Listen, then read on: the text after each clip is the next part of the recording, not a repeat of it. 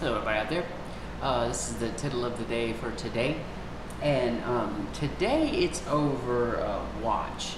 And we know Jesus said watch a lot. And also in Ezekiel it talks about, being a watchman and things like that. But people think of it in different ways, like what are they watching for, in the sky or what. So that's what I wanted to make a video today about, is showing how when Jesus speaks about watch, he's talking about many different layers of how to watch for things, and especially they're all about him, right?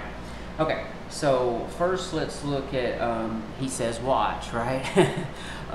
Luke 21:36 says, "Watch ye therefore, and pray always, that ye may be counted worthy to escape all these things that shall come to pass, and to stand before the Son of Man." Okay, so that's why you're watching, is so you'll be able to stand before the Son of Man.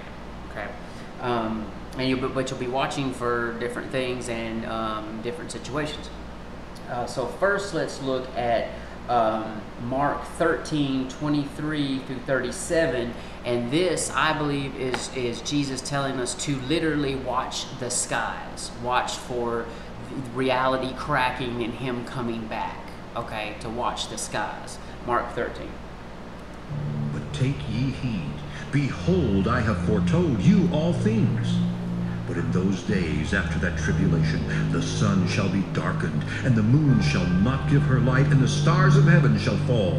Okay, so see what he's saying? He's saying watch. Now we know that Matthew 24 and Mark 13 and Luke 21, they all are kind of talking about the same events, right? But he says different things in each of them, right? They're written down to give us clues and situations in a different way. And here, I believe he's literally talking about watch the skies, because see how he's describing all things that are in the sky.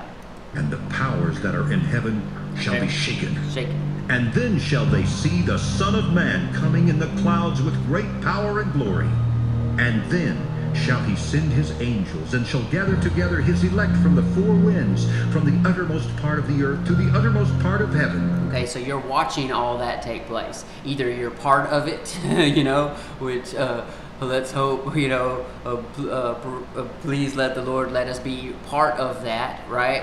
And so instead of us just having to watch all of it, we'll be participating in it, right? But some people will just be watching all this happen in the sky, watching it in the sky. "Now learn a parable of the fig tree. When her branch is yet tender and putteth forth leaves, ye know that summer is near. So ye in like manner, when ye shall see these things come to pass, know that it is nigh, even at the doors. Verily I say unto you, that this generation shall not pass till all these things be done. Heaven and earth shall pass away, but my words shall not pass away. But of that day and that hour knoweth no man, no, not the angels which are in heaven, neither the Son, but the Father.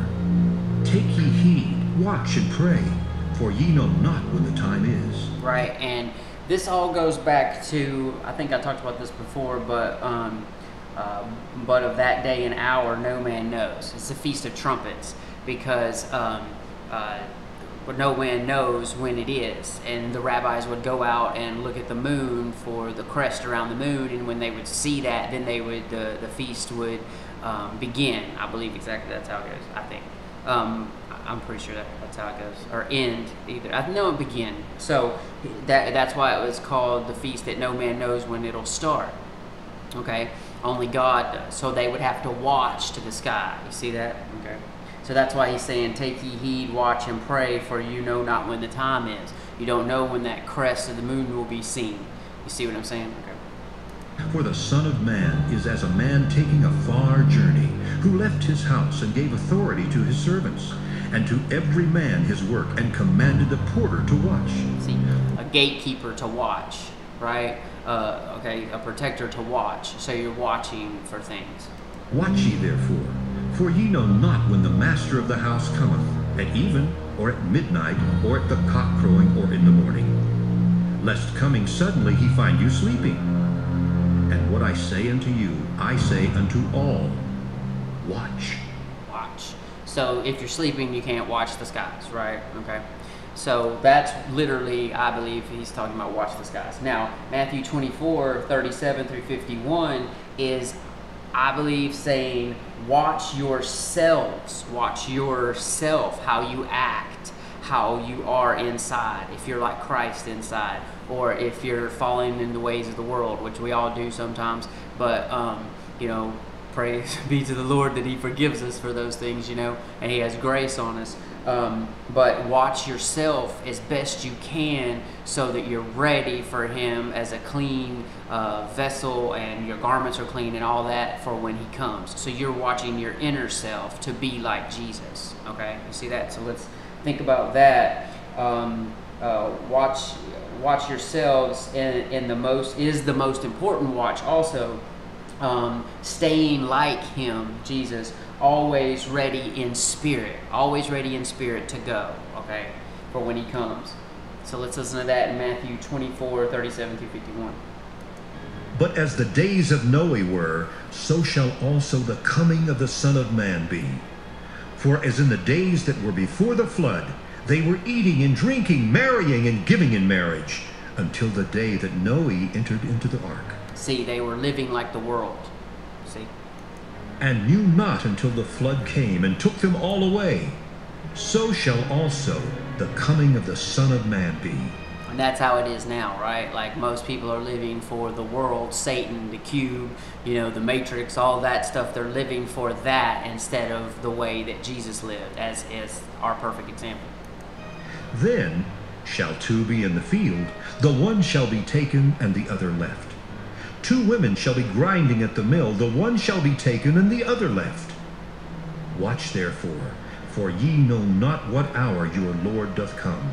But know this, that if the good man of the house had known in what watch the thief would come, he would have watched, and would not have suffered his house to be broken up. Okay, so you see that? You get that? He's saying that if the good man of the house, if you were watching your house of God, temple of the Holy Ghost, when Satan tries to come and interfere, the thief comes to kill, steal, and destroy. When he comes to try to interfere with you, your house wouldn't have been broken up, and you wouldn't have been not paying attention to your inner self and your spirit, mind, and soul for when Jesus was coming back.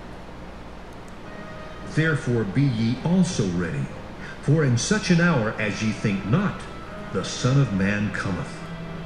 Who then is a faithful and wise servant, whom his Lord hath made ruler over his household, to give them meat in due season? Right, so who's a good believer? Who is someone who is, getting people saved, who is, trying to stay unspotted from the world the best they can, not be conformed, who is helping other people, who is this person that he's fixing to explain? Blessed is that servant, whom his Lord, when he cometh, shall find so doing. Verily I say unto you, that he shall make him ruler over all his goods. But, and if that evil servant shall say in his heart, My Lord delayeth his coming, and shall begin to smite his fellow servants, and to eat and drink with the drunken. See, so you start acting like the world, you start acting that way, and then you start rebelling, and then it's not going to be good, because like he says, the delay of his coming, right? And that's what they in Timothy or in James it says it's in Peter, where's the promise of his coming? For since the fathers fell asleep, right, everything is the same as it's been. Okay, so you don't want to be that way. You don't want to think, oh well, I have another 2 years before Jesus comes back. I'm just going to live like the world and do whatever I want. Right? Your life will be destructive. It doesn't have anything to do with your salvation. You won't lose your salvation, but your life will be destructive and horrible. The Lord of that servant shall come in a day when he looketh not for him, and in an hour that he is not aware of, and shall cut him asunder, and appoint him his portion with the hypocrites. There shall be weeping and gnashing of teeth. And those are the, you know, the type of people who are hypocrites, which are actors, which are phony, who say that they're living for the Lord, or they really want to live for the Lord and believe, but they don't believe with their heart wholly, and they're waiting for, you know, a better time when they think they can do better. You see what I'm saying? So those are the people he said, I never knew you. Okay. But you see that in Matthew 24, it's about watching yourself to be like Jesus. Also, we are to watch for spiritual warfare going around all the time. Watch for that also. And we can see that in just a couple of verses. Matthew 26:41, Jesus says, watch and pray that ye enter not into temptation. The spirit indeed is willing, but the flesh is weak. So sometimes, you know, we are willing to go into spiritual battle, and you know, Holy Ghost is taking us through it. We're going to get our armor of God on. We're going to do those things. But really, when the time comes for the warfare to happen, we're weak, and the flesh wants to run away. You know what I mean? Just turn your back and run. So you have to be watching and praying, ready, you know, for spiritual warfare to happen. Also in Revelation 16:15, it says, behold, I come as a thief. Blessed is he that watcheth and keepeth his garments, lest he walk naked and they see his shame. So you want to keep, you know, yourself spotted from the world, and you want to keep your armor of God on so you're not naked and they won't see your shame, because they'll defeat you, and then you'll be shamed, defeated spiritually, right? Okay. So I hope y'all see that. That's, to me, it shows the different watches that Jesus is talking about, and how the different, you know, Gospels tell us how to do that. Okay. All right. Well, thank you guys. Wake and watch for Yeshua. God is love, and I love God. Amen.